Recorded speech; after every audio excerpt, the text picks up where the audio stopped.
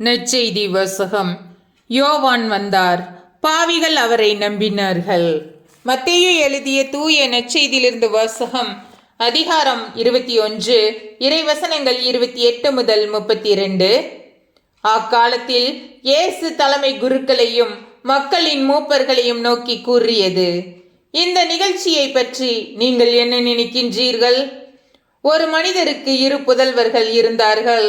அவர் மூத்தவரிடம் போய், மகனே, நீ இன்று திராட்சை தோட்டத்திற்கு சென்று வேலை செய் என்றார். அவர் மறுமொழியாக, நான் போக விரும்பவில்லை என்றார். ஆனால் பிறகு தன் எண்ணத்தை மாற்றிக்கொண்டு போய் வேலை செய்தார். அவர் அடுத்த மகனிடமும் போய் அப்படியே சொன்னார்.